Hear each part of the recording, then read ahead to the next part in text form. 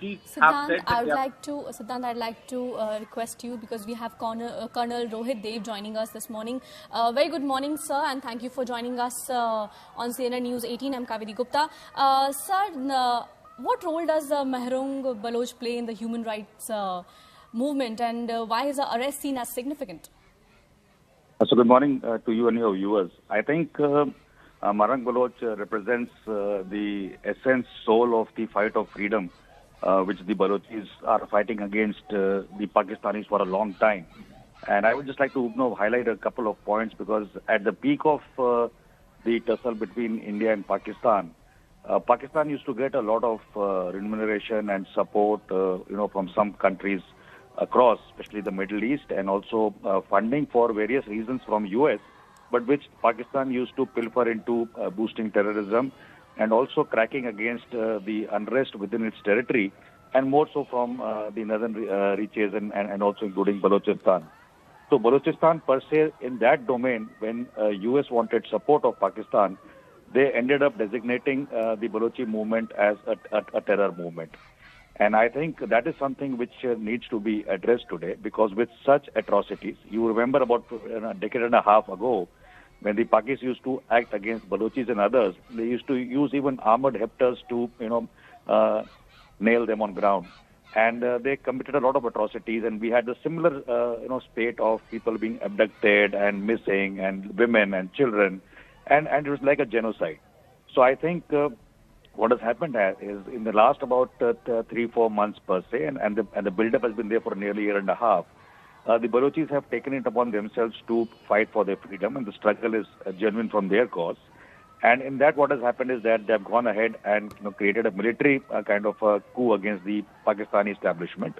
And now the Pakistani establishment is forced, because even their chief of staff is under criticism internally in the army circles for whatever they have done. So I think this is something which is now revived as the Pakistani high-handedness against the freedom struggle of the Balochis. So it's time for countries like India to bring about this issue, and I'm quite sure it was brought about with the DNI when she visited India recently, just before the Rasina dialogue.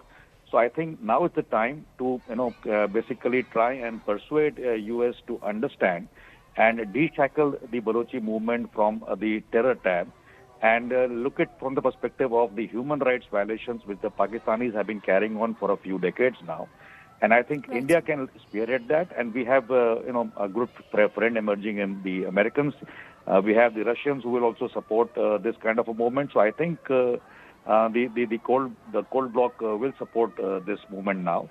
And it's only for, the Balochis worldwide, because you see they talk about their land while sitting in UK, in asylum, in other countries, in India.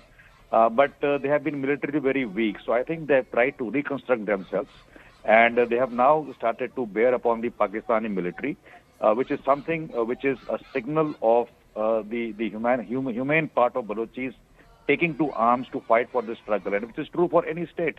So we should not be, labeling them otherwise, because, we as a country as well as India, we fought for our independence, and no matter what you say, who played what role.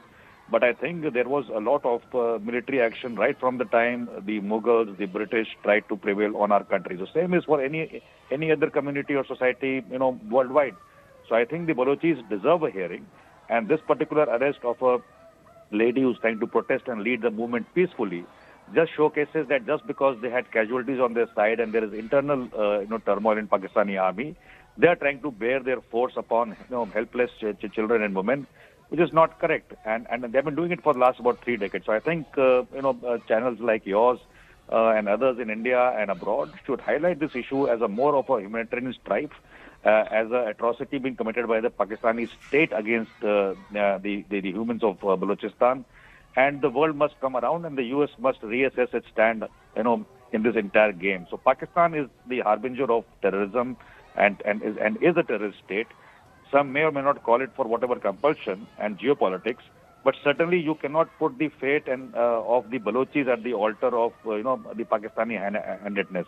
So I think that's where India should be, and India in a very tacit form should start being the voice of the Balochis as well. So while we don't talk about the Balochis too much, we don't talk about the Tibetans too much, And I think even the Tibetan state is something which, President Trump spoke in the first term as Tibet.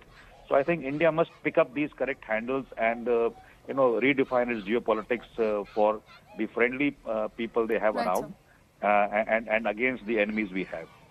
Right, thank you so much, sir, for putting all of that into perspective for us. Colonel Rohit Dev, as rightly pointing out, that the fate of Balochis can't be put at the Pakistan's high-handedness.